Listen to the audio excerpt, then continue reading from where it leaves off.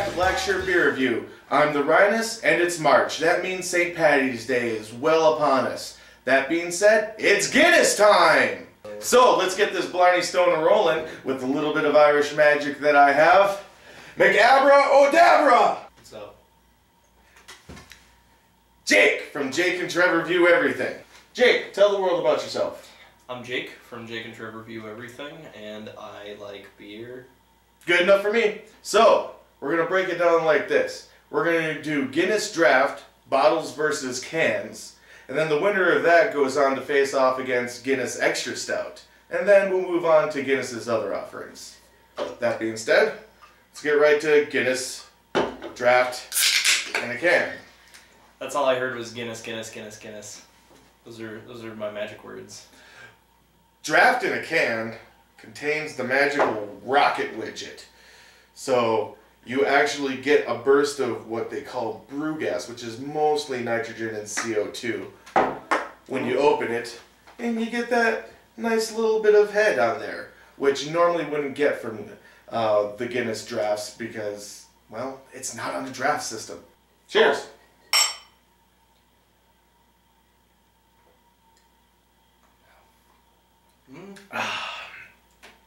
It's silky smooth and kind of sweet, but as far as all Irish dry stouts, which Guinness is, I find it a little lacking. Maybe it's because it's mass produced on such a worldwide level. I expect more from a stout than this. Well, for me personally, I like Guinness. I like a good stout, and for the most part, when I can afford it, I'll pick up some Guinness to drink. But now that you do mention it, it is, like, the head's really nice. I'm glad that they added some fancy technology to keep that in there. But it does taste a little watery at parts. It's heavy and it's thick, but it's also a little tasteless in parts when I'm drinking it.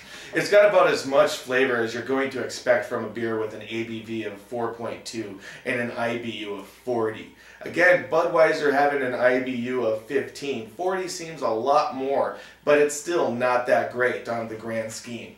So, what is the Aliens vs. Predator or whatever you're talking about? You didn't watch the last episode, did you, Jake? Shame on you. Alright. ABV is alcohol by volume, how drunk this beer is going to get you, and IBU is international bitterness units, and that's always how hoppy a beer is.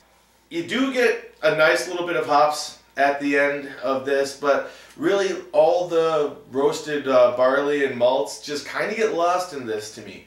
I've drank Guinness like it was going out of style when I was in college, but if you like stouts, graduate to something better than this. On the 5 full beer scale, I only give it a 2.5. I've been drinking it since it's been out of style, and probably a little before that, so it's mom jeans to me, and I think that I would probably give this a 3.5 out of 5 beer mugs. Alright, that's the can. Let's see what the bottle's got to offer. You drink straight from the bottle. Even says so right there on it. You gotta drink this straight from the bottle. So, what are you doing? You're supposed to drink it from the bottle, right? I don't know. Is there a... Yeah, you kind of open it. Oh, okay. Alright.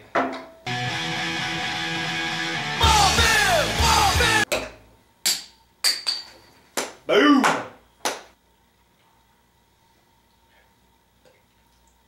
It does taste a little different to me. I think you might get a little bit more of the flavor in there for some reason. Maybe when you aerate the beer, when you're pouring it into the pint, it weakens it a little. I can't be 100% on that one, but this does taste just a little bit better. You can get a little bit more of all the beauty of the hops and the barley and all the roastiness in it, and everything just seems to come across a bit better. Like when you drink Coca-Cola, the can versus the bottle, how a lot of people will tell you that it tastes different, and I think that might be part of it. I'm going to have to give this maybe an even 3, just because I can taste it a bit more, and as far as the battle of can versus bottle goes, I got to give it to bottle. Jake? Yeah, I'd probably give it to bottle 2 over, but I gotta say there's not... I do like the head on the poured can, so I think that I would probably put them at the same. I'm going to have to give this 3.5 beer mugs as well. So, win, bottle. Which means bottle now gets to go up against Guinness Extra Stout. There you go, sir. Even without the rocket widget in it, you're already getting a much nicer head, which to me just really speaks volumes to this being a better beer already. But, you know, let's be impartial and give it a full run. Cheers? Cheers. Smells better too. There is love there in that nice, rich, dark evilness that is Guinness Extra Stout. Comes in at 6% ABV as well, so you're getting definite more bang for your buck. IBU, though, strangely enough, is exactly the same, coming in at 40. And it's present. It's just everything else is so much stronger that it's just better all the way around. This is a no-brainer. Win goes to Guinness Extra Stout, in my opinion. Jacob? Let me give it another taste here. It has a good head. It still has that fizziness that I said wasn't present in the can, but was in the bottle, in the glass. So that's good. Yep. And I really like this, and it's good. If you're a Budweiser or Miller Lite drinker, this isn't gonna be your ticket. This is what an Irish dry stout should be. You know, I've had plenty of better. Beamish is better. Murphy's is better. Many of the small microbrews that I've had put forth a better Irish dry stout. But as far as like your mass-produced on the market, you can find this nearly everywhere. This is the measuring stick. You know, this is the base. Jake's got no other comments besides drink with them. Yeah, no, I agree. You know, if you're looking to knock a few back, like you were saying about the buds or whatever, and you want a Guinness, then the Guinness Draft is probably the one that you want to go for. But this is more for taste. I would easily have this in place of wine with any big food, like, you know, as we do up here in the Midwest. A lot of game and, you know, stews, heavy stuff. Drink it. It's good. I could see eating a cheeseburger with this. Yeah, meat and Guinness go together very well. On the full beer mug scale, I give this a solid 3.5. It's, you know, it's neither here nor there on my wow factor, but I will drink this any day of the week if handed to me. Because I feel like Mr. Generosity while giving scores on the show so far, I think I'm going to give this a 4 out of 5 because it's higher than the 3.5 that I gave the other ones, and that 4 is an even number. So. Alright, so on the stout battle, Extra Stout wins. Real easy. Round 1 knockout. Take that. Ting, ting! Alright, moving right along, let's go to the other end of the spectrum put out by Guinness. Hard Lager. This is a Euro Light Lager. Light. Anytime I hear that word, I get a little finicky. I am not a huge fan of light beers. I like mine big, bold, and generally mean, but we'll give it a shot.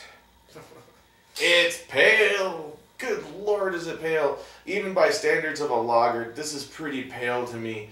It's not Budweiser bad, but, you know. It's got a little bit of a cidery smell. It's actually got a really good nose. There's love in them there, bubbles. It smells like that bowl of mints that your grandma has out, that all the mints are stuck together. That's what it smells like to me. Yeesh. I'm happy I don't have your nose, Jake. Oh, cheers. It's good. As far as lagers are concerned, it's real good. I like this better than most American lagers, but at the same time, it's a lager. And lager to most of us beer snob type individuals is fizzy yellow piss. This is kind of sweet. It's not really big on a lot of flavor, and there is absolutely no finish whatsoever. It's just like hey, you're drinking beer, or were you? What was that?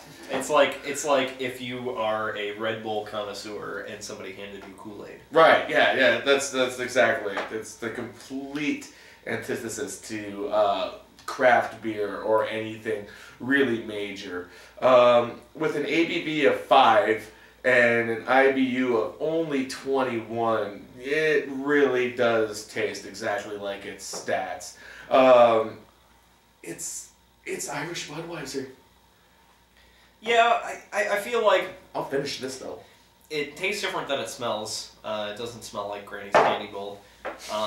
The thing is, yeah, it's a lot lighter than what we have been drinking. I guess by comparison, it's a lighter fare. There's not any head on this at all. No, I mean like there's a wee little bit of bubble. Just a little halo.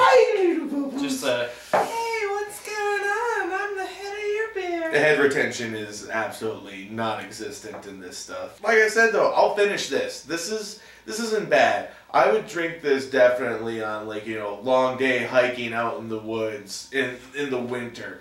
You know, I don't want to be weighed down, just want to have some beer to get me drunk. I'd go with Harp, you know, especially if there was nothing really else around. Beer scale? 3. Shrug. I would actually agree with that. I'd probably give this a 3 as well. And now, time for the black sheep of the family. Black Lager. This came out a few years ago, and I gotta admit, I was kind of excited when I saw it. And then all my other beer snob friends, and even just regular friends, started filtering reports of it just being dreadful. I have not heard of it until you just said it right now. Funny thing on that, when Arthur Guinness signed the lease for it, it's for 9,000 years. Nice. Future beer! They're gonna be around forever! Nice. I guess the other impression that I have is it says it's cold brewed with roasted barley, and the way this label is it looks kind of like the wrapper on a dark chocolate bar.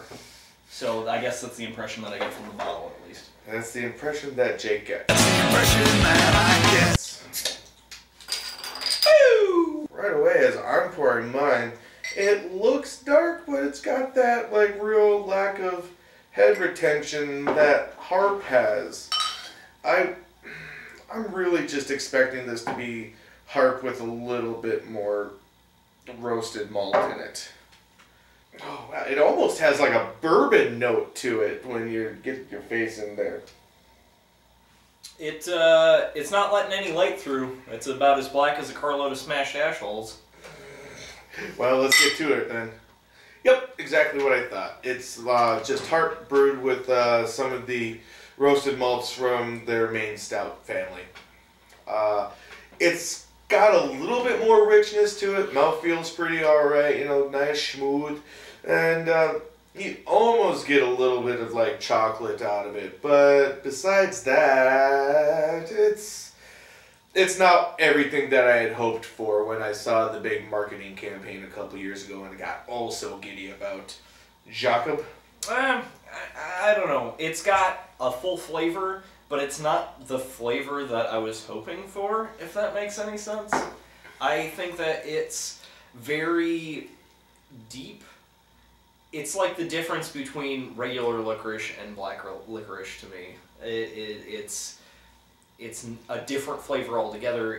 The weight of it is the same. The head is not as nearly as cool. I don't know. Like I guess I'm not super impressed. I was hoping that it would taste like dark chocolate in a fancy wrapper. Yeah. Be as big as they pushed this, because I remember it being just a huge marketing campaign. Every time I turned any channel, it was just this big, sexy ad with people dancing in a dark room and, ooh, Guinness Black Lager, it's coming for you. And then I get this, and I think I would enjoy it more if I were dancing in a dark room with hot ladies drinking this. Yeah. I'm not going to run right out and buy any more of this. I probably wouldn't order this at the bar, but I'm not going to turn away a free one if somebody handed it to me at a party or something. 2.5. on the beer scale. 2.5. Best I got. I'm gonna finish this one though. It's a bad game. I'm gonna give it a 3 to start, but because it didn't actually come with dance parties and dark rooms with hot women, I'm gonna give it a 2.5. So there you go, ladies and gentlemen. The Guinness family, as best I can get it. There are actually more Guinness beers out there. There's a really neat one that I've wanted to try from Africa that's 7.5, because apparently 40% of all Guinness is drank in Africa. Who knew? But we're not in Africa. We're in your living room or office or whatnot. And until next time, happy drinking.